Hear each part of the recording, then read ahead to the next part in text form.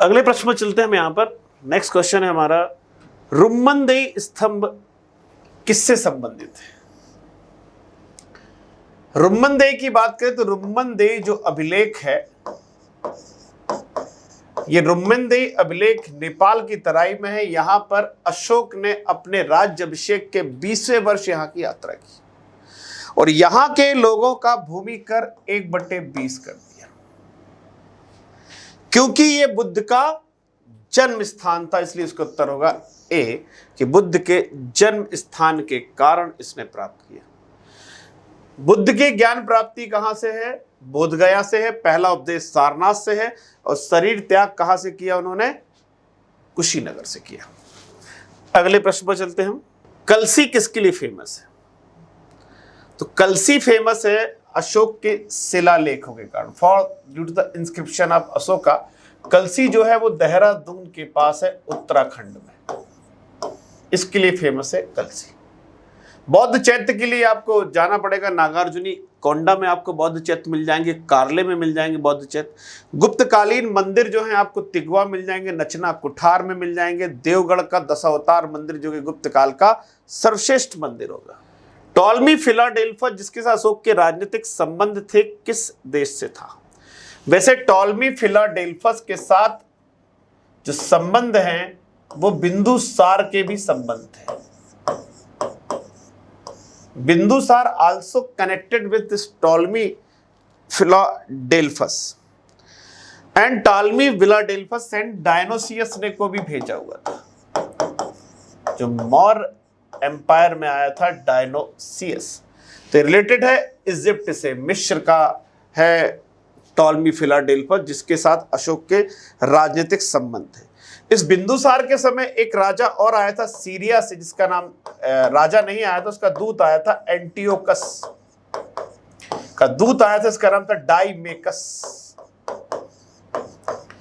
इसी डाइमेकस से 3 वस्तुएं मांगी थी, शराब, अंजीर और दार्शनिक। तो दार्शनिक को छोड़कर सीरिया के राजा एंटियोकस ने शराब और अंजीर भेज दी थी, दार्शनिकों का आदान प्रदान नहीं किया था। अगला प्रश्न है हमारा, मेगास्थनीज ने भारतीय समाज को कितने भागों में बांटा? तो मेगास्थनीज जो है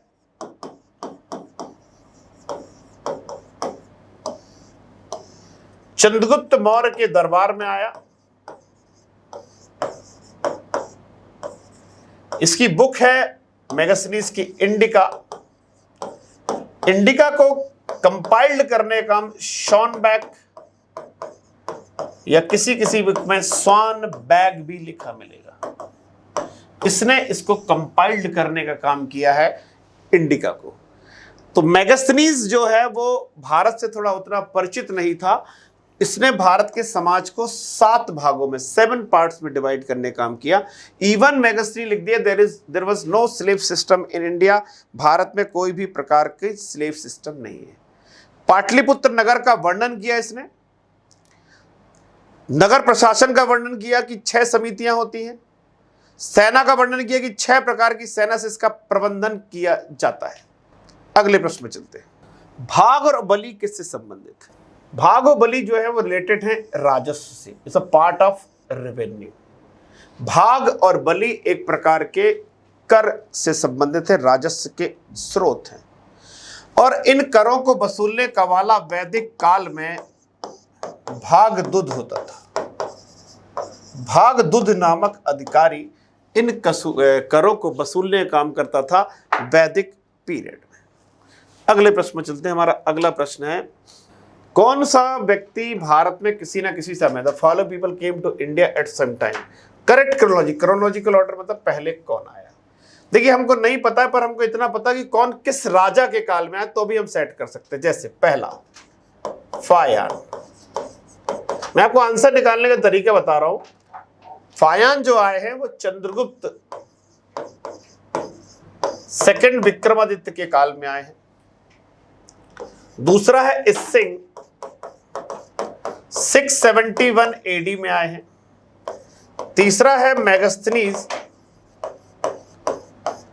जो चंद्रगुप्त मौर्य के काल में आए हैं। चौथा है हेनसांग जो हर्षवर्धन के काल में आए। और हर्षवर्धन का टाइम पीरियड हमको पता है 606 से 647। तो पहला डायनेस्टी कौन सी है? फर्स्ट ये है, तो मेगास्टीज को पहले होना चाहिए था। सेकंड होना चाहिए था किसको? फायान को होना चाहिए था। थर्ड होना चाहिए था ह्वेनसांग को, और फोर्थ होना चाहिए था इसिंग को। तो आंसर क्या हो जाएगा? 3142। 3142 इज अ करेक्ट आंसर। 3142 जो है वो एक सही उत्तर होगा। ह्वेनसांग को हम कहते हैं यात्रियों का राजकुमार, नीति का पंडित। CU की उसकी बुक का नाम है, पुस्तक का नाम है CU की। अगले प्रश्न में चलते हैं हमारा। कुषाण शासक का राज्याभिषेक कब हुआ? कुषाण शासक का राज्याभिषेक की जो डेट निकाली गई है वो लंदन कॉन्फ्रेंस से निकाली गई। लंदन में हुए सम्मेलन से ये इसका तिथि का निर्धारण किया गया है, और जिस वर्ष ये गद्दी पर बैठा उसी वर्ष शक संवत का प्रारंभ हो गया। तो शक संवत का प्रारंभ हुआ 78 AD में, although it was started by the Shak era by Kushans but known as a Shak era because mostly used by the Shak dynasty। शकों ने इसका सबसे ज्यादा इस्तेमाल किया, इसलिए इसको हम शक संवत के नाम से जानते हैं। मौर्यों के बाद दक्षिण में सबसे प्रभावशाली कौन है? अब देखिए प्रभावशाली शब्द, देखिए प्रभावशाली शब्द का मतलब क्या हुआ कि मौर्यों के बाद कौन आए? सीधी सीधी बात ये पूछ रहा है। तो मौर्यों के बाद सातवाहन आए। अगर हम दक्षिण में इनकी पोजीशन देखें तो ये है सातवाहन। सातवाहन जब यहां पर है तो यहां पर है नासिक शक, और यहां पर है पश्चिमी शक, जिनको हम उज्जैनी शक भी कहते हैं। नासिक शक को पूरी तरह खत्म करने का काम कर रहे हैं सातवाहन गौतमी पुत्र शतकर्णी, और ये पश्चिमी शक खत्म करेंगे चंद्रगुप्त सेकंड विक्रमादित्य के द्वारा। पल्लव कहां है? यहां पर है पल्लव, और पल्लव जब यहां से चले जाएंगे तो पल्लव के बाद इसी जगह पर आ जाएंगे चोल। इस जगह पर कौन आ जाएंगे? चोल। और चालुक्य कहां पर आएंगे? चालुक्य इस पोजीशन पर आएंगे। अगर इनका सीक्वेंस देखना है तो सातवाहन के बाद इसी पोजीशन पर, सेम पोजीशन की बात कर रहा हूं, यहां आएंगे वाकाटक, वाकाटक के बाद आएंगे बादामी चालुक्य,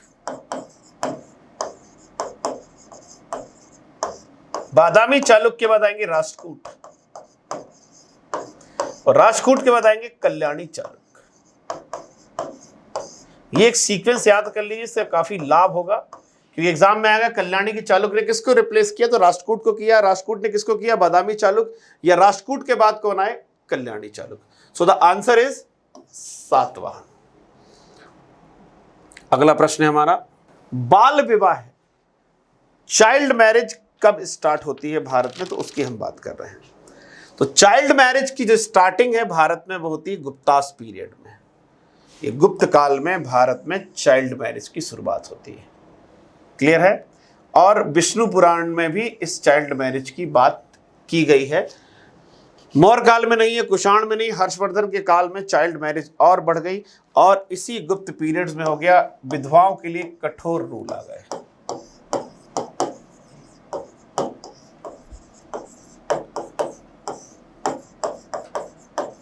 एंड सती कस्टम,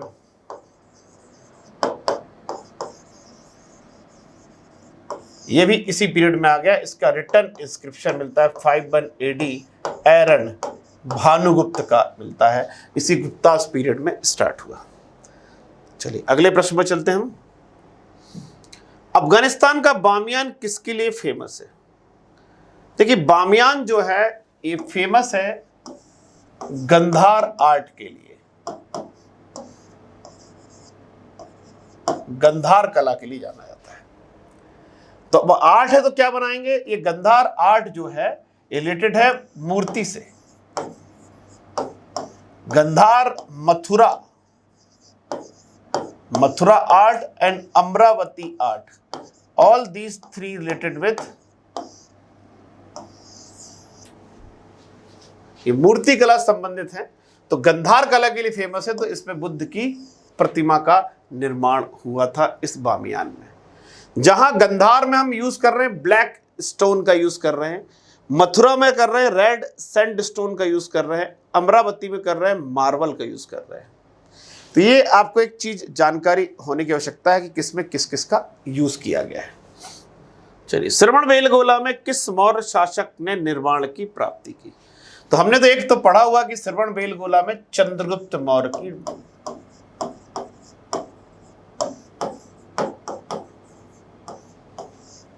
लेकिन दूसरा प्रश्न आ गया, दूसरा कौन है? तो जो जैन होगा वो श्रवणबेलगोला में जाएगा। तो इसमें हम देखते हैं जैन कौन है। तो संप्रति जैन है, दशरथ आजीवक है, अन्य स्रोतों के आधार पर कुणाल बौद्ध है, और सालिशुक के धर्म के बारे में जानकारी नहीं, पर इसने यूनानी आक्रमण का सामना किया। He faced the Greek invasion. So the answer is संप्रति। संप्रति जो जैन है, जो जैन धर्म का पालन करने वाला श्रवणबेलगोला, दशरथ आजीवक है, उसने आजीवकों के लिए गुफाओं का निर्माण भी करवाया, जिसमें गोपिका लोमस ऋषि की गुफा काफी फेमस है। कलिंग नरेश खारवेल का संबंध किससे है? तो कलिंग नरेश के बारे में हमको जो जानकारी मिलती है, जो सोर्स है, कलिंग नरेश की जानकारी का जो हमारे पास सोर्स है, वो सोर्स है हाथी गुम्फा अभिलेख। हाथी गुम्फा अभिलेख से हमें इसकी जानकारी मिलती है और रिलेटेड है चेदी डायनेस्टी से। किससे है? चेदी डायनेस्टी से, जो कलिंग पर रूल करता था। ये कलिंग नरेश खारवेल, जिसका फाउंडर कौन है? महामेघवाहन। महामेघवाहन was the founder of Chedi dynasty and third ruler was Kharavela, who follower of Jainism, जो जैन धर्म को मानने वाला है। किस धर्म से संबंधित है ये खारवेल? जैन धर्म से संबंधित है। अगले प्रश्न में चलते हैं हम। हाथी गुम्फा, देखिए अभी हमने चर्चा ही की थी कि हाथी गुम्फा अभिलेख का संबंध किससे। तो हाथी गुम्फा जो है वो किसके संबंधित है? हाथी गुम्फा अभिलेख जो है वो उदयगिरी खंडगिरी हिल्स पर है। उदयगिरी खंडगिरी हिल्स पर है, और इससे हमें खारवेल की जानकारी मिलती है। और खारवेल किस रिलीजन से है? जैन से। तो द आंसर इज जैन। तो उदयगिरी खंडगिरी पर है, ये जैन से है। इसमें खारवेल की 13 साल की हमें जानकारियां मिलती है। खारवेल की 13 वर्ष की जानकारी किससे मिलती है? हमें हाथी गुम्फा अभिलेख से मिलती है। खोज की गई थी this Hathi Gumpha inscription discovered by Bishop Stirling in 1825। चलिए अगले प्रश्न में चलते हैं। हमारा अगला प्रश्न है, किस मौर्य राजा ने दक्कन की विजय की थी? क्लियर है? देखिए इस पर हम थोड़ा सा रिसर्च कर लेते हैं। क्या है? अशोक की जो विजय है वो केवल कलिंगा है। बिंदुसार के बारे में कुछ कहते हैं, तारानाथ कहते हैं कि साउथ को जीता है। कुणाल की ऐसी कोई विजय नहीं मिलती है। So the answer is Chandragupta. कि कंफर्म है कि ये पक्का चंद्रगुप्त ने ही इन क्षेत्रों को जीता होगा। अगला प्रश्न चलते हैं।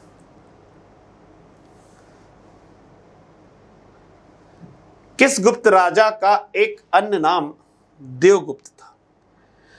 उस राजा को हम देवगुप्त भी कहते हैं, देवराज भी कहते हैं, and also got the title of Shakari after killing last Shaka ruler Rudra Singh third. तो आप समझ गए होंगे ये बात किसके बारे में चल रही? चंद्रगुप्त सेकंड विक्रमादित्य की बात चल रही है। चंद्रगुप्त सेकंड विक्रमादित्य की बात चल रही है। समुद्रगुप्त को कहते हैं पराक्रमांक कहते हैं। कुमार गुप्त को हम महेंद्रादित्य कहते हैं। इसका टाइटल क्या है? महेंद्रादित्य। स्कंदगुप्त का जो टाइटल है वो है क्रमादित्य। क्रमादित्य उसका टाइटल। अगला प्रश्न है हमारा। वह पहला शासक कौन है जिसने परम भागवत की उपाधि ली? तो समुद्रगुप्त की उपाधि है पराक्रमांक। तो आंसर होगा चंद्रगुप्त द्वितीय, जिसने परम भागवत की उपाधि लेने का काम किया। चलिए नेक्स्ट क्वेश्चन पे हम चलते हैं। अगला प्रश्न है हमारा, प्रयाग प्रशस्ति में कौशल नरेश कौन था? देखिए प्रयाग प्रशस्ति में कौशल, कौशल मतलब बात चली साउथ, दक्षिण, दक्षिण के कितने राजाओं को हराया? दक्षिण के 12 राजाओं को हराया। तो कौशल का जो राजा था वो था महेंद्र। आपको एक राजा और याद करना चाहिए, कांची, जो एग्जाम में पूछा सकता है। कांची का है विष्णुगोप। विष्णुगोप। ये प्रयाग प्रशस्ति जो है वो हरिशेन ने लिखी है, ये भी एक पॉइंट आप याद कर लेंगे। In Champu style, Champu style means prose and poetry mixed है, मतलब ये गद्य पद्य दोनों में मिश्रित है ये चीज। चलिए अगला प्रश्न है आपका, पृथ्वी प्रथम वीर उपाधि किसने ली? देखिए अगर हमें उपाधियां पता हैं तो गौतमी शतकर्णी जो है, इसे अद्वितीय ब्राह्मण कहा गया है, गौतमी शतकर्णी को द्वितीय परशुराम भी कहा गया है। अमोघ वर्ष जो है इसका एक्चुअल नेम सर्व है। इसकी बुक का नाम है Kaviraj Marg, in it is in Kannada language, Kaviraj Marg. Rajendra first conquer Ganga valley, that's why he took the title of Gangai Konda Chola Puram. इसलिए आंसर है समुद्रगुप्त। समुद्रगुप्त की टाइटल है पृथ्वी प्रथम वीर। अगले प्रश्न में चलते हैं हमारा, शक विजेता किसे कहते हैं? अभी मैंने थोड़ी देर बताया था कि last Shaka ruler Rudra Singh third को किल्ड करने वाला काम किसने किया? चंद्रगुप्त सेकंड ने, and took the title of Shakari and Nava Sahasanka and also issue silver coin. Silver coin, चांदी के सिक्के चलाने वाला कौन है? चलिए अगला प्रश्न है हमारा, लीलावती। लीलावती जो बुक है ये पार्ट है, एक बुक है जिसका नाम है सिद्धांत शिरोमणि। तो ये सिद्धांत शिरोमणि का भाग है लीलावती, उसका एक पार्ट है लीलावती। लीलावती के जो लेखक हैं वो है भास्कराचार्य। लीलावती के लेखक कौन है? भास्कराचार्य है, जिन्होंने लीलावती लिखी, जो कि एक गणित पर पुस्तक है। इस लीलावती में, इसके अलावा सिद्धांत शिरोमणि में बीज गणित भी मिलेगी आपको, खगोल विज्ञान भी मिलेगा, इसमें गोले के बारे में मिलेगा, गोलाध्याय कहते हैं इसको। ऐसे 4 भागों में सिद्धांत शिरोमणि बटी हुई है। 625 श्लोक हैं। महावीराचार्य भी गणित से हैं, ये अमोघ वर्ष के दरबार में थे। इनकी बुक है गणित सार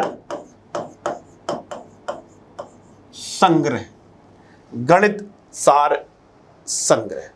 हेमचंद्राचार्य भी जो है वो गणितज्ञ हैं, कालकाचार्य भी गणितज्ञ। चलिए अगले प्रश्न पर चलते हैं। हमारा अगला प्रश्न है, सती प्रथा का पहला अभिलेख। अभी थोड़ी देर पहले बता चुका हूं, सती प्रथा का पहला अभिलेख साक्ष्य जो है वो हमें सागर से मिलता है। सागर मतलब एरन उस इंस्क्रिप्शन का नाम है, जो 510 AD का है। किसका है? भानुगुप्त का है, भानुगुप्त। कंफ्यूज मत होइए, एरन में एक और इंस्क्रिप्शन है, एरन में वो इंस्क्रिप्शन है समुद्रगुप्त का। समुद्रगुप्त का भी इंस्क्रिप्शन मिलता है एरन में, पर सती जो प्रैक्टिस है उसका डिटेल हमको मिलता है इस 5110 से, जो हमारे कहां पर है? भानुगुप्त का है। चलिए आगे बढ़ते हैं। सांची में भी अभिलेख मिलता है। सांची में आम्रकारदव का अभिलेख मिलता है। आम्रकारदव कौन है? बौद्ध सेनापति है, जिसका अभिलेख हमको कहाँ मिलता है? सांची से मिलता है। मंदसौर में भी हमारे पास अभिलेख मिलते हैं, कुमारगुप्त का भी अभिलेख मिलता है, और हमें यशोधर्मन का अभिलेख भी मंदसौर से मिलता है। तो मंदसौर में किसका अभिलेख है? यशोधर्मन का भी है और कुमारगुप्त का भी है। ये बहुत इंपॉर्टेंट पॉइंट हो जाएगा, 2 जगह लोगों के हैं। ये यशोधर्मन का है जो बासुल ने लिखा हुआ है, और एक जो है वो कुमारगुप्त का है जो बस भट्टी ने लिखा हुआ है, बस भट्टी ने लिखा हुआ है। और सांची में है आम्रकारदव, बौद्ध सेनापति है। गुप्त संवत की स्थापना किसने की? गुप्त संवत जो है स्टार्ट हुआ है 319 एंड 320 AD में स्टार्ट हुआ है गुप्त एरा। तो गुप्त एरा को स्टार्ट करने वाला है चंद्रगुप्त फर्स्ट। जिसने इस गुप्त एरा को स्टार्ट किया, and also married with Kumara Devi of Lichchhavi. Srigupta was a founder of Gupta dynasty. Ghatotkacha second ruler है, दूसरा शासक है एक घटोत्कच इस गुप्त वंश का। परंतु एक इंस्क्रिप्शन पे हम चलते हैं, उस इंस्क्रिप्शन का नाम है सूपिया, सूपिया इंस्क्रिप्शन, जो रीवा में है मध्य प्रदेश के। As per this inscription Ghatotkacha was a founder of Gupta dynasty. इस अभिलेख के अनुसार घटोत्कच जो है वो गुप्त वंश का संस्थापक है। अगला प्रश्न चलते हैं, हम अगला देखते हैं, किस प्रकार की भूमि को अपरहत कहते हैं। देखिए अलग अलग प्रकार के भूमि के प्रकार है। अमर कोश में 12 भूमि के प्रकार दिए गए। अपरहत मतलब होता है बिना जोती हुई जंगली भूमि, अपरहत कहते हैं। अपरहत मतलब बिना जोती गई जंगली भूमि। इस तरह एक जनरली क्वेश्चन आता है कि देवमात्रक भूमि कैसी होती है या आदेव मात्रक कैसी होती है। आदेव मात्रक होती है मतलब बिना वर्षा के फसल उगने वाली, कृषि उत्पादन करने वाली कहलाती है अदेव मात्रक। नदी मात्रक मतलब जो नदी के द्वारा सिंचाई पाकर कृषि उत्पादन करने वाली है वो कहलाती है नदी मात्रक। प्राचीन भारत में सिंचाई कर को क्या कहते थे। देखिए हिरण्य जो है वो कहलाता था आपका नगद कर, कैश, कैश में जो टैक्स देते थे वो कहलाता। और मे यानी होता था इन ग्रेन्स, फूड ग्रेन्स में अनाज के रूप में देते थे, उसे कहते थे मे। उद्रंग भूमि कर है जो स्थायी किसानों से लिया जाएगा। उपरनिका, ऊपरी कर भी कहते हैं इसको, ऊपरी कर जो भी भूमि कर है, लैंड रेवेन्यू है भी, और जो टेम्पररी यानी अस्थायी किसानों से लिया जाता था। सो द आंसर इज बिदक भागम। उत्तर क्या होगा इसको, सिंचाई कर को कहते थे बिदक भागम। अगला प्रश्न है हमारा, कहा जाता है शतरंज का खेल कहाँ हुआ। शतरंज का खेल का उद्भव जो है वो भारत में हुआ है। शतरंज का खेल कहाँ शुरू हुआ है, भारत में हुआ। स्वयं कृष्णदेव राय भी शतरंज के एक प्रसिद्ध खिलाड़ी थे। चलिए नेक्स्ट क्वेश्चन पे हम चलते हैं। मालवा, गुजरात, महाराष्ट्र किस शासक ने पहली बार जीते। चलिए बात करते हैं। अशोक के काल में तो थे ही, जीतने की आवश्यकता नहीं पड़ी। विक्रमादित्य के काल में अगर हम देखें तो उसने गुजरात और मालवा जीता, महाराष्ट्र नहीं जीता। लेकिन ठीक है, किससे जीता गुजरात। हम किस विक्रमादित्य की बात कर रहे हैं, चंद्रगुप्त सेकंड की बात कर रहे हैं। गुजरात मालवा किससे जीता, बाय शक से जीता, और सेकंड कैपिटल बना दी उज्जैनी। तो ये महाराष्ट्र सूट नहीं करता इस पर। स्कंदगुप्त है तो हुन्स के अटैक का सामना कर रहा है। हर्षवर्धन देखें तो हर्षवर्धन भी गुजरात जीत रहा है, मालवा भी जीत रहा है, पर गुजरात पूरी तरह नहीं जीत रहा है। कैसे, देखो मैं बताता हूं आपको। गुजरात में मैत्रक डायनेस्टी है, और मैत्रक डायनेस्टी के ध्रुव से, सेन से अपनी लड़की की शादी कर देगा, तो रिलेशनशिप है। हराया जरूर है पर पूरी तरह की बात नहीं। तो पहली बार जीतने की अगर हम बात करें फर्स्ट टाइम, तो फर्स्ट टाइम जीतने का काम इनमें फर्स्ट कौन आता है, विक्रमादित्य आता है।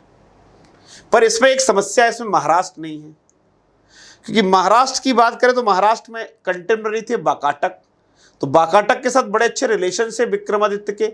मैरिड, उसकी अपनी लड़की प्रभावती गुप्त का विवाह जो है उन्होंने रुद्रसेन के साथ किया हुआ था। इसलिए इस आंसर में महाराष्ट्र थोड़ा सा डाउटफुल है। बाकी मालवा गुजरात पहली बार जीतने का विक्रमादित्य कर रहा है। हर्ष ने भी गुजरात मालवा को जीता, पर महाराष्ट्र नहीं, because he were defeated by Badami Chaluk. Pulakeshin second, Pulakeshin द्वितीय से हार गया वो। क्लियर है। नेक्स्ट, न्याय दर्शन के संस्थापक कौन है। न्याय मीन्स लॉजिक, तर्क, और तर्क लगाने का काम कर रहे हैं गौतम ऋषि। कपिल का है सांख्य, कणाद का है वैशेषिक, जैमिनी है पूर्व मीमांसा। तो ये है इनका उत्तर, तो आंसर होगा गौतम। कर्म का सिद्धांत, तो कर्म का सिद्धांत जो है वो मीमांसा से लिया गया है। ठीक है। वेदांत मतलब होता है उपनिषद। बेसिसिक मतलब एटम, परमाणु थ्योरी कहां से आई है, दिस बेसिसिक कहां से आई है। न्याय मीन्स न्याय होता, जस्टिस नहीं लिखेंगे उसका, न्याय।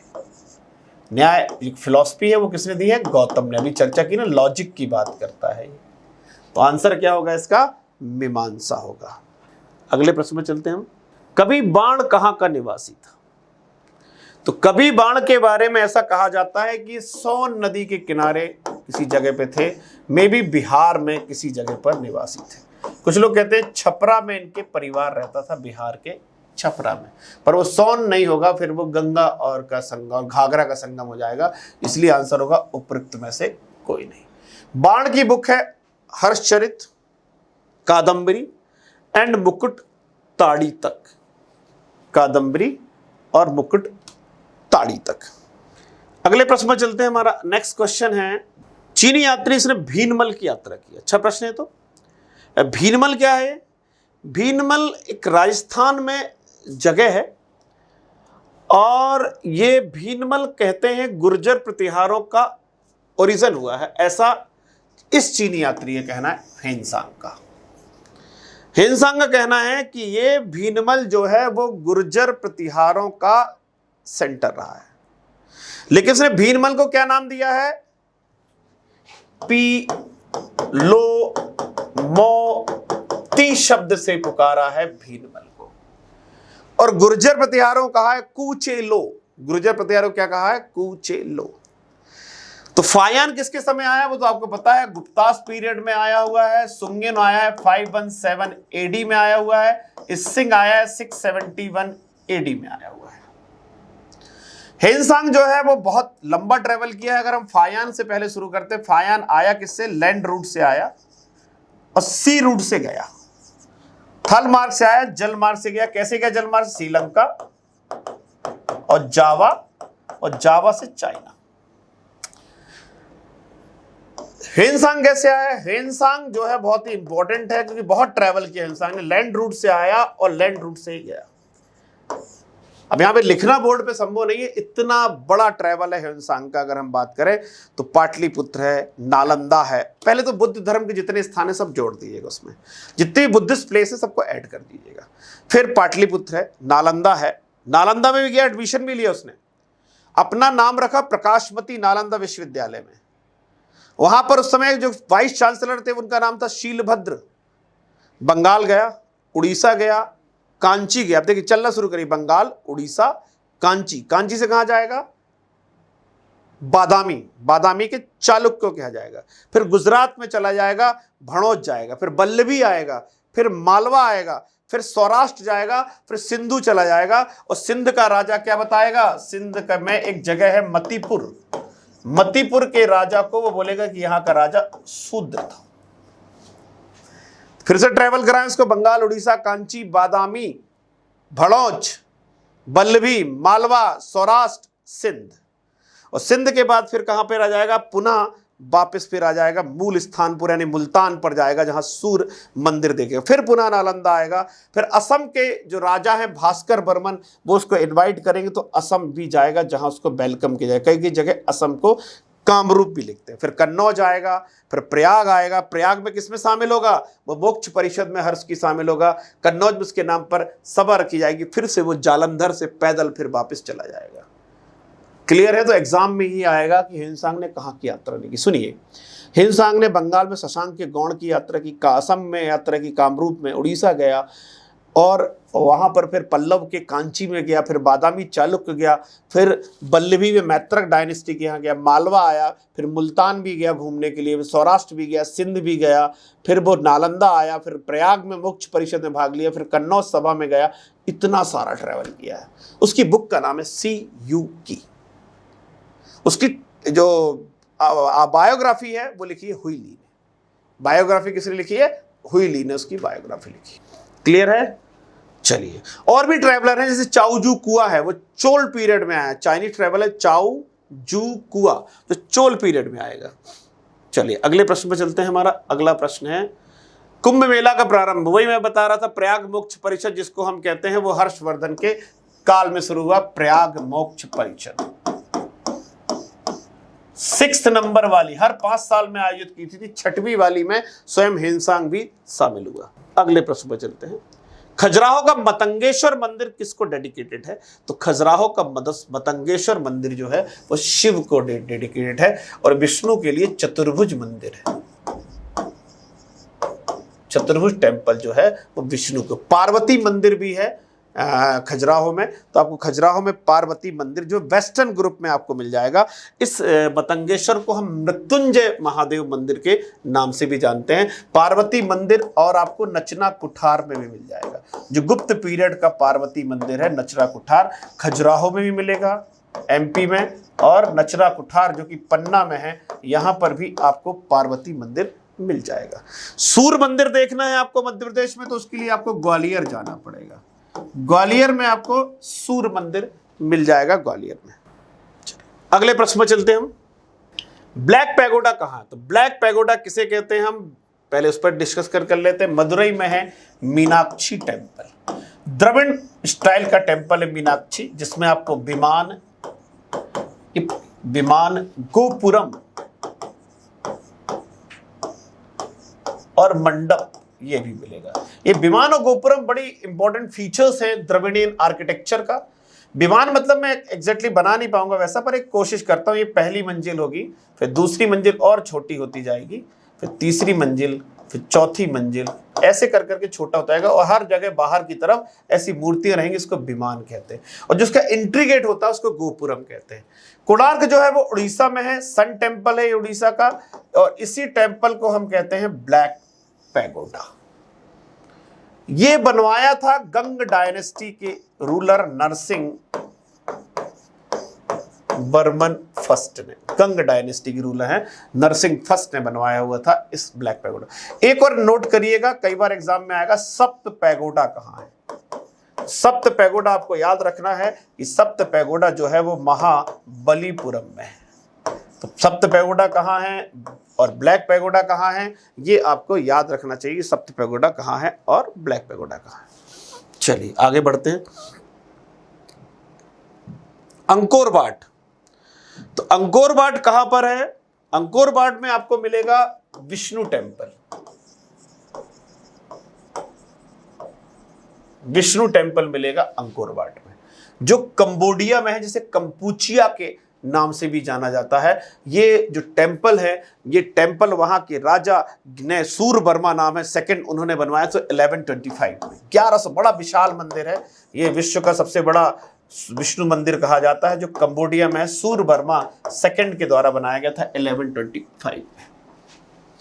तो कंबोडिया जाकर आप इसे देख सकते हैं। म्यांमार में आपको मिलेगा आनंद मंदिर, और इंडोनेशिया के जावा आइलैंड में आपको मिलेगा बोरो बुदूर स्तूप मिलेगा। बोरो बुदूर स्तूप मिलेगा। चलिए अगले प्रश्न पे चलते हैं। हमारा अगला प्रश्न है, दिलवाड़ा जैन मंदिर कहाँ है? तो दिलवाड़ा जैन मंदिर मिलेंगे आपको आबू में मिलेंगे। दिलवाड़ा के जैन मंदिर, ये दिलवाड़ा जैन मंदिर जो है गुजरात के रूलर है भीम फर्स्ट, उनके फ्यूडल बिमल शाह ने बनवाया हुआ था। जैन टेम्पल है और डेडिकेटेड है किसके लिए? आदिनाथ भगवान को। सोनागिरी जो दतिया में है, यहाँ 52 जैन टेम्पल हैं। गिरनार जो है वो गुजरात में है, यहाँ पर भी आपको जैन टेम्पल मिलेंगे। पलिताना भी गुजरात में है, यहाँ पर जैन टेम्पल मिलेंगे। पर दिलवाड़ा जैन टेम्पल कहाँ पर मिलेंगे? माउंट आबू मिलेंगे। गिरनार कहाँ पर है? गुजरात में है। कुमारपाल ने इस पर निर्माण करा। नेमीनाथ का मंदिर है। और पलिताना जो है वो शत्रुंजय पहाड़ी पर है, शत्रुंजय हिल्स पर है ये पलिताना। ये भी गुजरात में जैन मंदिरों के लिए जाना जाता है।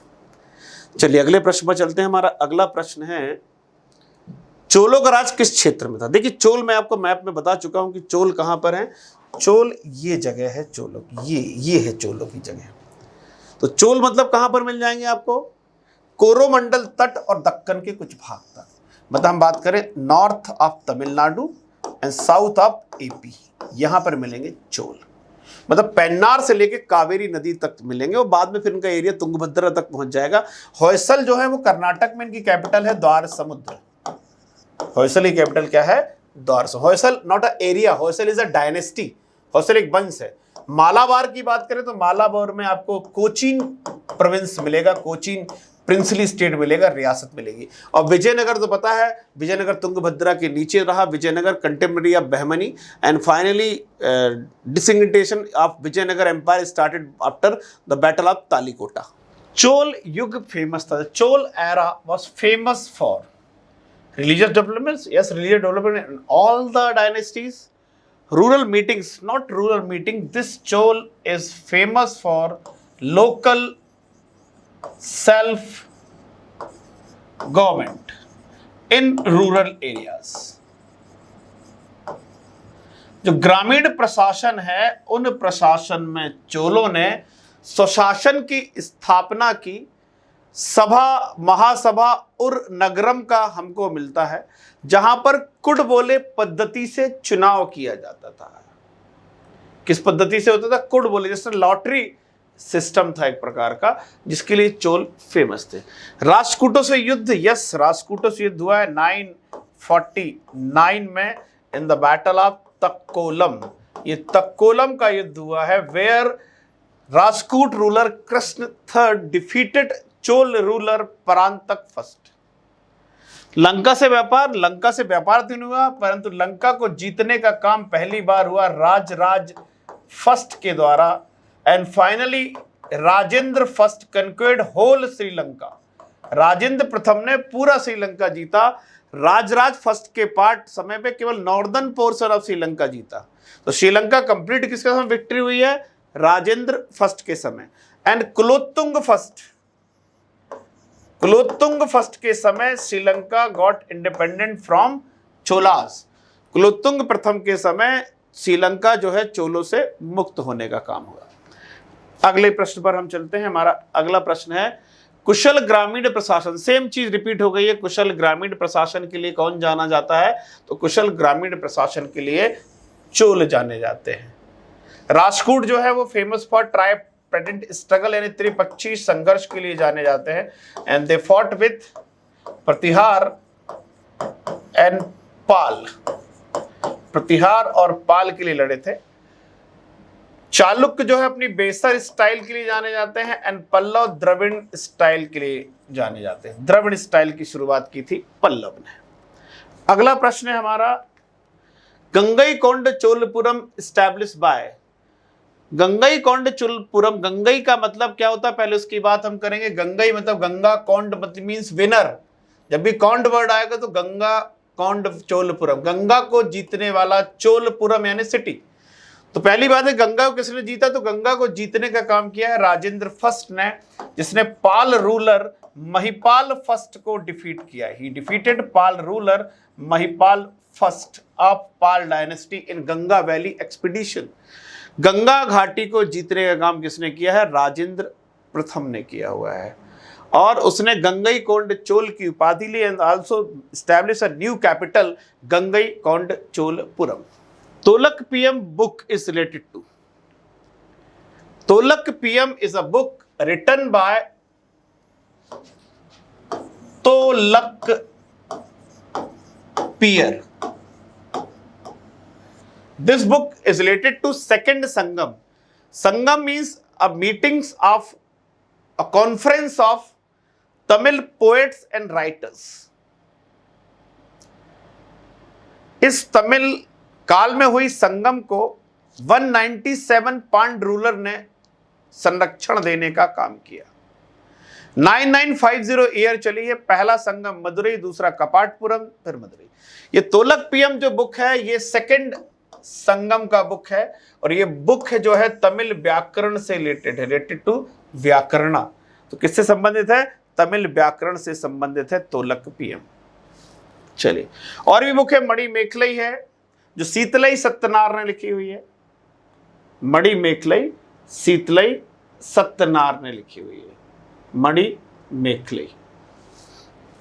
अगले प्रश्न में चलते हैं। हमारा अगला प्रश्न है बाल विवाह प्रथा। Child marriage started at a time. तो चाइल्ड मैरिज स्टार्ट हुई है गुप्त पीरियड में। गुप्त पीरियड में बाल विवाह की शुरुआत हुई है, और इसी गुप्त पीरियड में सती कस्टम भी हमें देखने को मिलता है। इस गुप्त पीरियड में सती custom, We found the inscription proof of Sati custom of 510 AD of एरन अभिलेख से जानकारी मिलती है। किसका है एरन अभिषेक? भानुगुप्त का है, जिसकी हमें सती प्रथा की जानकारी भी इस समय मिलती है। तो बाल विवाह कब होगा? गुप्त काल में स्टार्ट होगा। Even untouchability start at the time of Guptas period. Next question, अगले प्रश्न में चलते हैं हम। शास्त्रीय पुस्तक में कौन सी गुप्त काल में लिखी है? देखो, आपको अगर नहीं भी मालूम है तो आप एक ऑप्शन लगाएंगे। मेघदूत किसने लिखी है? कालिदास ने। मतलब कालिदास तो कंफर्म ही थे, इवन 9 रत्न में थे। तो 3 किस में दिया हुआ है? तो 3 दिया हुआ है, इसमें दिया हुआ है, 3 इसमें दिया हुआ है, इसमें। तो ये तो कट हो गया ऑप्शन। अमरकोश लिखी है अमर सिंह ने। अमर सिंह जो है वो भी उनके 9 जेम्स यानी 9 रत्नों में थे। तो एक किस किस में दिया हुआ है? इसमें नहीं दिया हो, तो ये कट हो गया। अब बच्चे कितने? 1 2 3 1 2 3 4। इसका मतलब हमें बाकी पता करना है कि विशाख दत्त और वात्सायन जो है, इसके बुक के राइटर है वात्सायन। इस बुक के राइटर है विशाख दत्त। तो विशाख दत्त की जो मुद्रा राक्षस है वो रिलेटेड है मौर्य पीरियड से। और विशाख दत्त की दूसरी बुक है देवी चंद्रगुप्तम, वो रिलेटेड है चंद्रगुप्त सेकंड से। आप गुप्तास पीरियड। तो क्वेश्चन ये आता है कि क्या इससे संबंधित हैं? यस, ये चारों हैं, इसलिए आंसर होगा डी 1 2 3 4। तो चौथा जो है आपका 3, तो आपको कोई कंफ्यूजन सोचना नहीं था। सोचना था जब वो विशाख दत्त के बारे में सोचना था, तो विशाख दत्त भी किस पीरियड का है? इसी पीरियड का है। चलिए अगले प्रश्न पर चलते हैं। हमारा अगला प्रश्न है 10 कुमार चरित। 10 कुमार चरित किसने लिखा हुआ है? तो 10 कुमार चरित के बारे में अगर हम देखें तो भारवी ने लिखा हुआ है किरात अर्जुनियम, जिसमें शिव और अर्जुन के बीच का युद्ध है। विल्लड़ ने लिखी हुई है विक्रमांक देव चरित। विल्लड़ जो है वो कश्मीर के हैं। विक्रमांक देव चरित।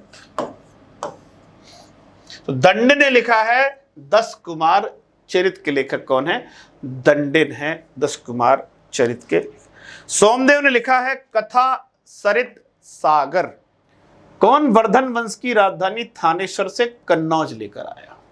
देखिए, हमने पढ़ा हुआ है कि कन्नौज जो है वो किसके अंडर में था। अगर हम एक मैप में देखें, ये एक मैप है इंडिया का, एक रफ मैप बना लेता हूं मैं यहाँ पर। ये है कन्नौज। कन्नौज पर थी मौखरी डायनेस्टी। मौखरी डायनेस्टी की थे ग्रह वर्मा, जिससे मैरिज हुई थी राजश्री की, sister of Harshvardhan and Rajyavardhan. यहां पर था मालवा। मालवा में था देवगुप्त राजा। और यहां पर था थानेश्वर, जहां पर था वर्धन वंश। तो क्वेश्चन ये है कि थानेश्वर से कन्नौज कैसे कैपिटल गई, कौन लेकर गया?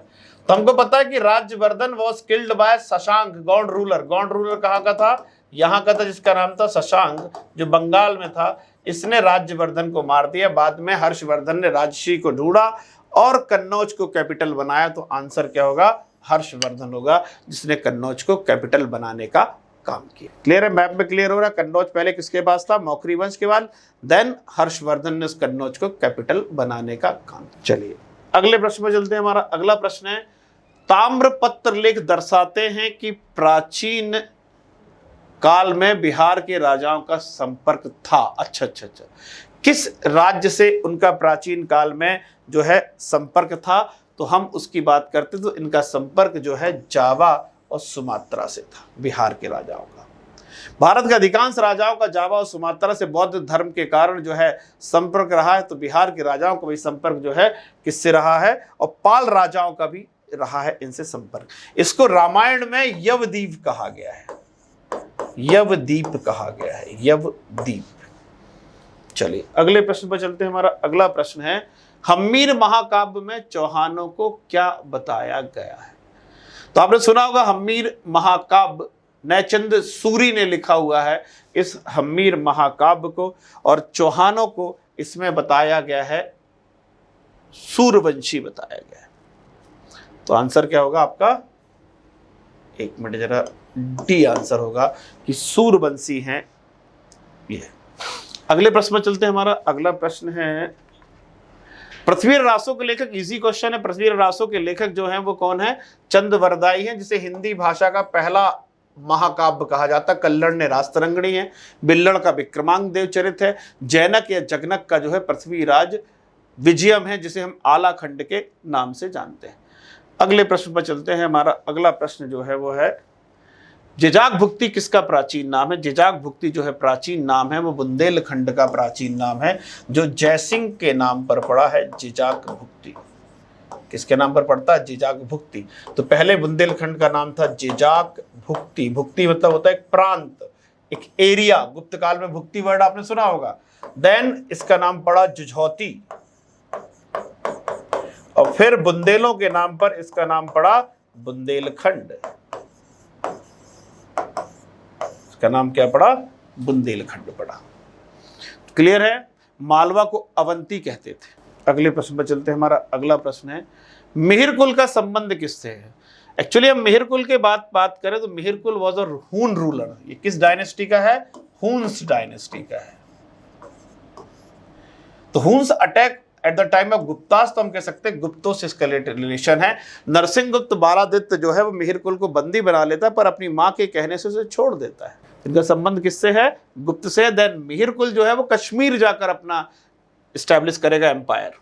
अगले प्रश्न पर चलते हैं। हमारा अगला प्रश्न है पाल वंश का संस्थापक कौन है? अगर हम पाल वंश की बात करें तो पाल जो है बंगाल में है। शशांक के बाद यहाँ पर बड़ी अफरा तफरी मच गई। इवन जो है कोई संभालने वाला नहीं था, किसानों पर, जनता पर अत्याचार हो रहे थे। ऐसे समय द पीपल इलेक्टेड गोपाल, जनता ने चुना है। बहुत इंपॉर्टेंट क्वेश्चन है कि किस वंश के संस्थापक को जनता ने चुना है, तो वह है गोपाल को जनता ने चुनने का काम किया, जिसने पाल वंश की स्थापना की है।